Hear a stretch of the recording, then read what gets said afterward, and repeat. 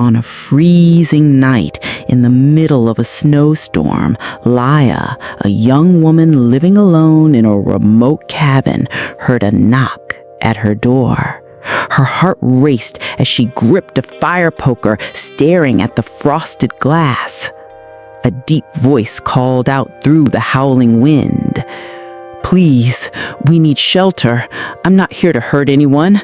My son is sick." Laya hesitated. She didn't trust strangers, not after what had happened last year. But when she peeked through the peehole, she saw a tall man, David, holding a small boy in his arms. The boy, Eli, was shivering and coughing. After a long pause, Laya finally opened the door. Snow blew in, stinging her bare ankles. David stepped in, soaked to the bone. Eli was wrapped tightly in his coat, shaking from the cold. "Sit by the fireplace. Don't touch anything else," she ordered, still holding the poker. David nodded and gently laid Eli on the couch, wrapping him in his jacket. "What's your name?" she asked sharply. "David. This is Eli. He's sick. Maybe the flu," he said, brushing snow off his boy's forehead. "You think he has the flu and you're dragging him through a blizzard?" Laya snapped. "We had no choice," David said softly. "We were trying to get to his grandma's. The roads closed behind us. The car died." She looked at the boy, then at the storm. She sighed, walked into the kitchen, and came back with towels and instant soup. David thanked her and dried Eli with quiet care. She watched from a distance, her arms crossed. She hated this, being reminded of her past mistakes. But this man, he wasn't acting like someone hiding something. He just looked tired, sad. They sat in silence as the fire crackled. Eli fell asleep in David's lap, wrapped in blankets. "You don't have to be afraid," David said gently. "I'm not afraid," she replied, though her voice shook. "You let us in. You're brave." "Or foolish," she muttered, almost smiling. "One night," she said firmly. "When the storm clears, you leave." David nodded. "One night is all we need." The wind screamed outside. The cabin lights were out, but the fire glowed strong. Laya lit a couple candles. Their soft flicker made the room feel warmer, calmer. Eli stirred and coughed in his sleep. David stroked his hair gently.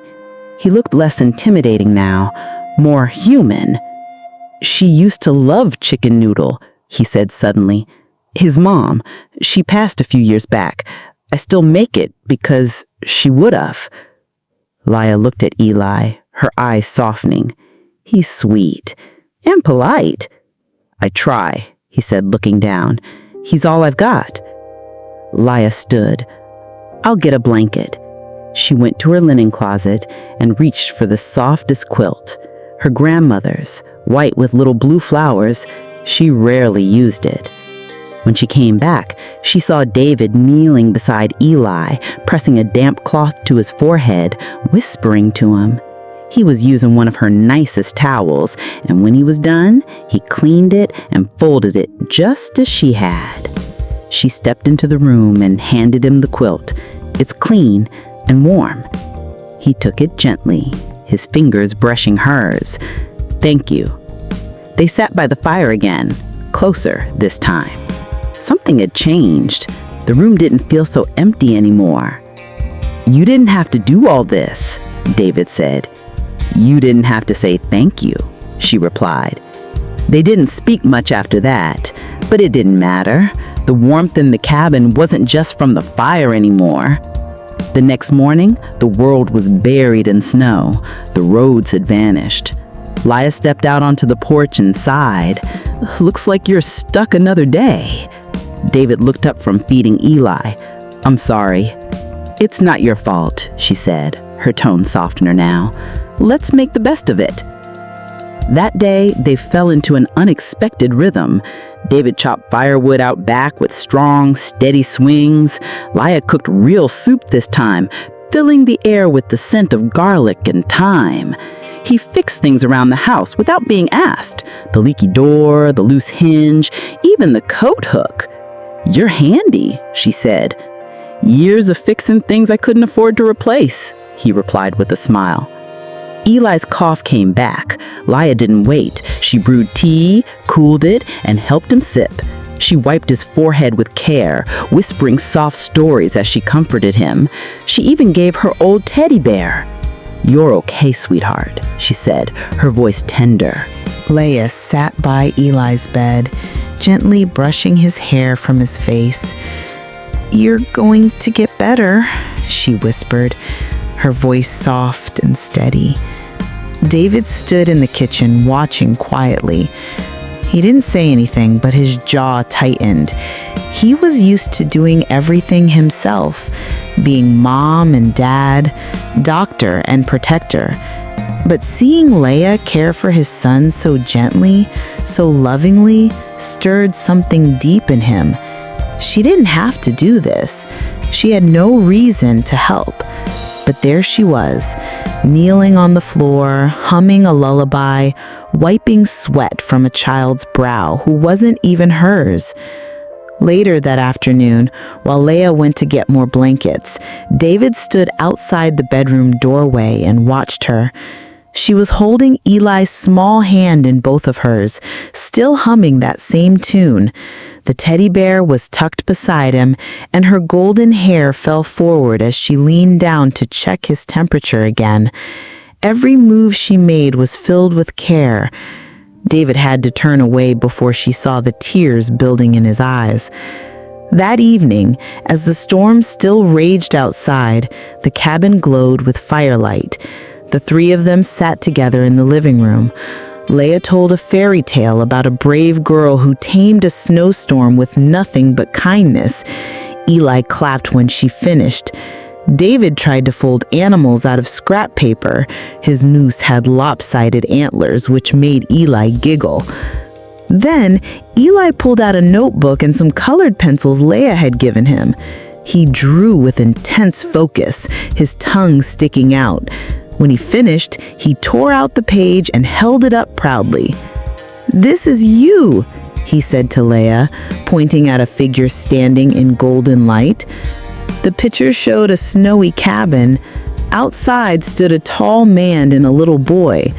A woman, Leia, was opening the door, warm light pouring out behind her. He taped the drawing to the wall with leftover tape. "This is my second home," Eli said.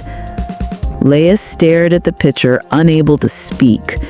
David looked at her, not with simple thanks, but with something deeper. The way she cared, the way she stayed strong, the way she made everything feel safe. He smiled, and for the first time in years, he felt it. Hope. The storm passed. Pale sunlight spilled over the snow-covered trees. Leia stood at the door, dressed for work, boots crunching softly on the porch. It was cold, but not unbearable. Maybe the roads would be cleared today. Inside, David and Eli were asleep on the couch, wrapped up together in warm blankets. Leia looked back, wanting to say something, anything. Should she ask them to stay, offer one more night? But her words wouldn't come. It was her first shift back and she couldn't miss it. So she stoked the fire, stacked extra wood by the hearth, and left a note on the kitchen counter. Back by 4. Make yourselves at home. At the diner, her mind kept drifting back to them. Every time the bell rang over the front door, she looked up, hoping it was them. But it never was. When her shift ended, she ran for the shuttle, heart pounding the whole way home. By the time she reached her cabin, the sky was glowing orange. The porch was silent. No footprints in the new snow. No voices from inside. Her heart dropped. She opened the door slowly. The fire was still glowing low, the blankets were folded, the dishes were washed, the room looked untouched. They were gone. She spotted a folded piece of paper on the table with something shiny on top. Hands shaking, she picked it up. The note was written on soft cream paper. "Thank you for the warmth, for the kindness, for reminding me that people like you still exist. I'll never forget this. You helped more than you know." No name, just that message. Beside the note was a black card, sleek, heavy, with a chip and number. No name, no logo, just power. She'd only seen cards like this on TV, the kind that only the richest people in the world had. She stared, frozen. First confusion, then shock, then a feeling she couldn't name. He had left.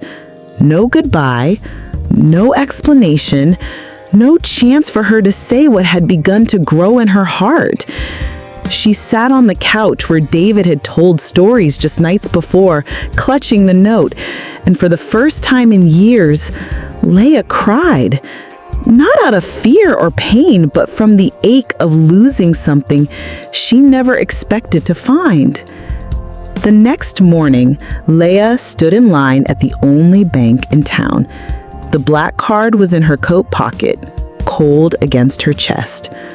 When her number was called, she stepped forward and placed it gently on the counter. "I found this. I just want to know who it belongs to." The teller gave her a strange look and typed in a few numbers. Her eyes widened a little. "This is a private account, very high level. I can't give details, but, well, whoever gave you this must really trust you."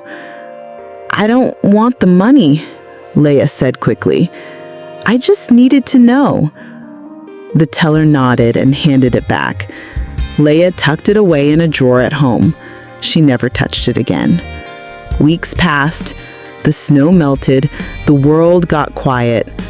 Leah went back to her routine, working at the library, picking up shifts at the diner, but nothing felt the same. The cabin felt colder, quieter. She missed the sound of laughter, the warmth of that night, the man who made paper animals and the boy who called her his second home. Then, one Monday morning, everything changed. When she arrived at the small town library, a sign on the door stopped her cold. Closed indefinitely. Funding was gone. Inside, her supervisor was packing up the last books.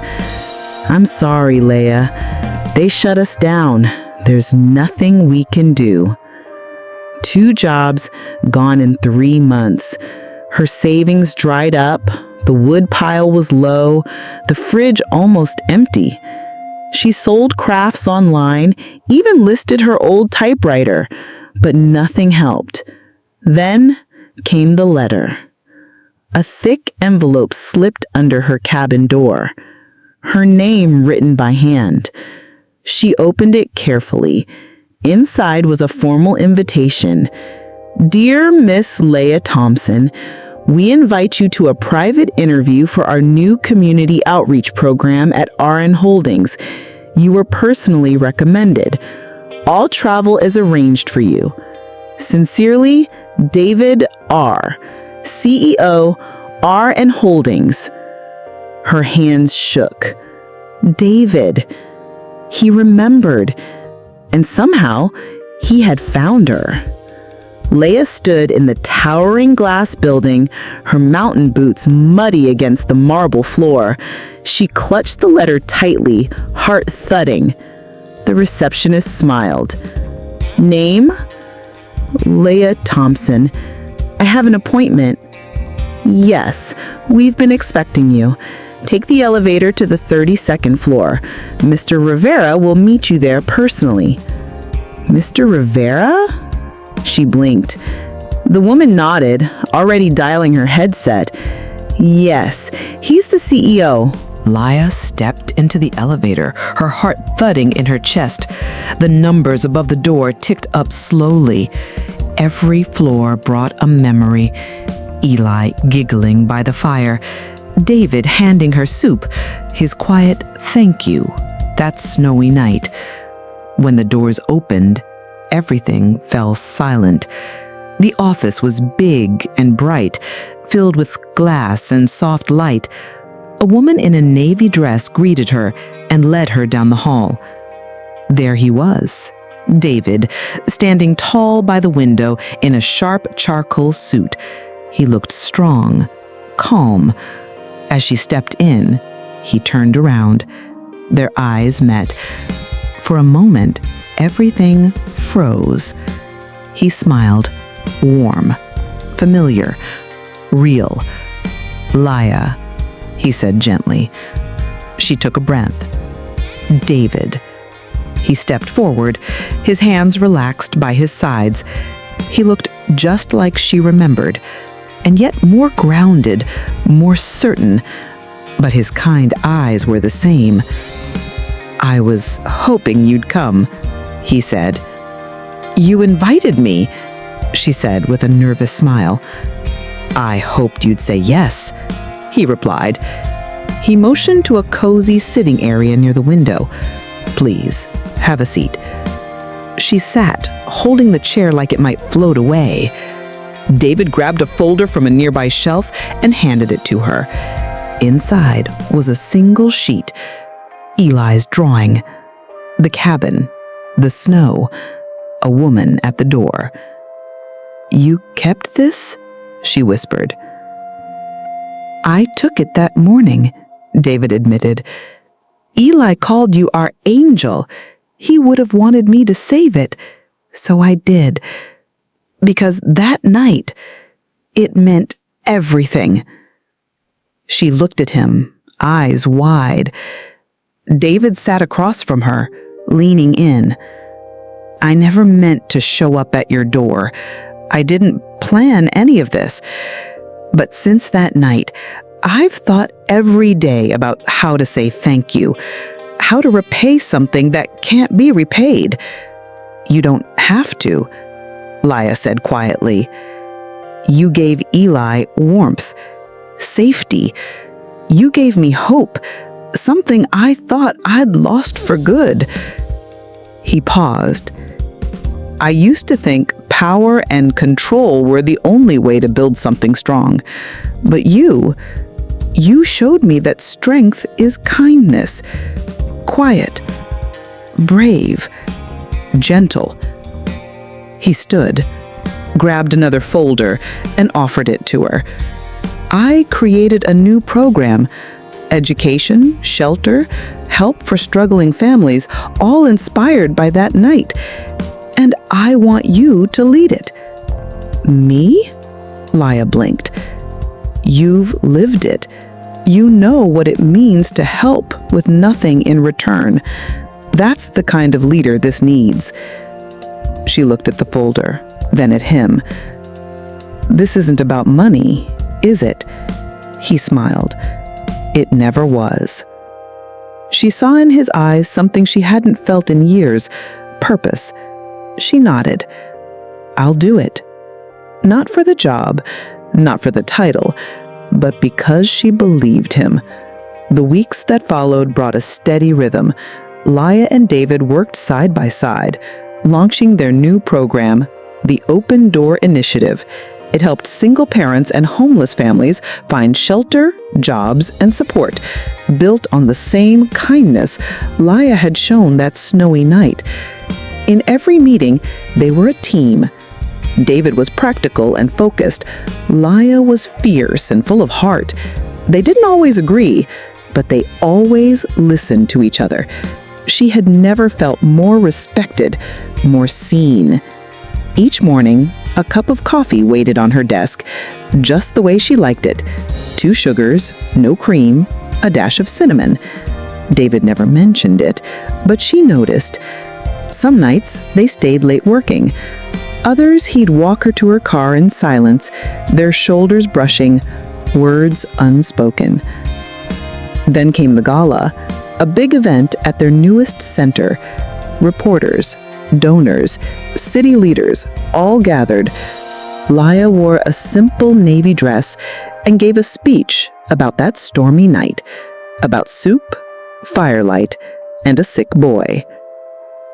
She never said David's name, but afterward a reporter cornered her.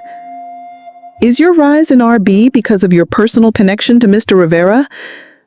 Laya froze. Her hands shook. She opened her mouth, but didn't get the chance to speak. David stepped in, calm and clear. "If I may," he said, placing a hand gently on Laya's back. Then, for the first time, he spoke his truth in front of everyone.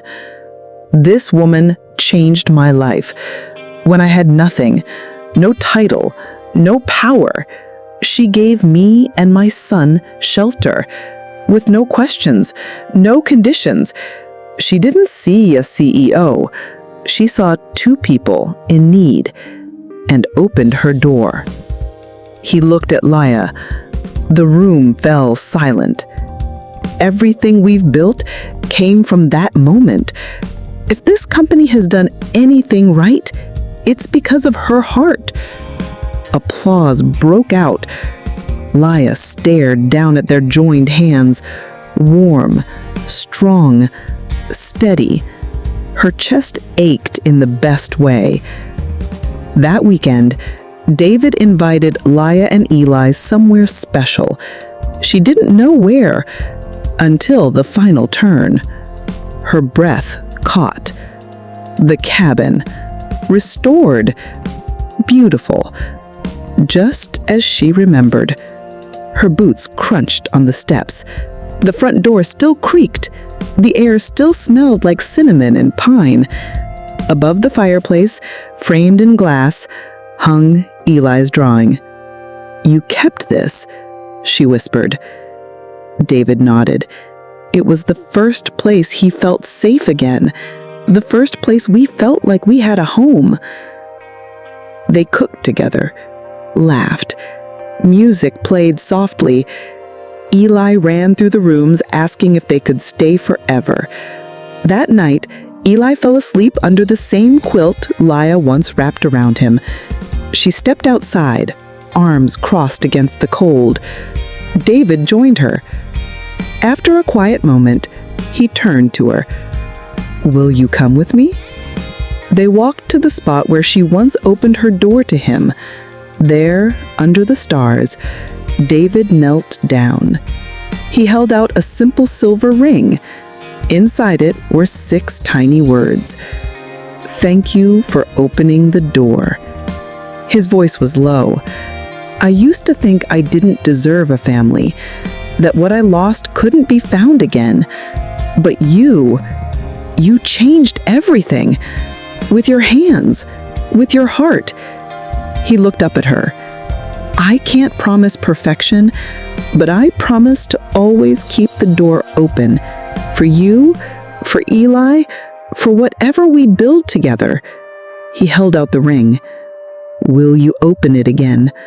This time, forever?" Laya didn't speak. She knelt beside him and wrapped her arms around him, just like she had once done with his son, this time with love. A small voice broke the moment. "Miss Laya?" Eli stood in the doorway, rubbing his eyes. "Mom, you made Dad smile like that first night." David laughed, holding Laya tighter. She wiped her tears, smiled at the boy who had brought them together, then looked at the man who had finally come home.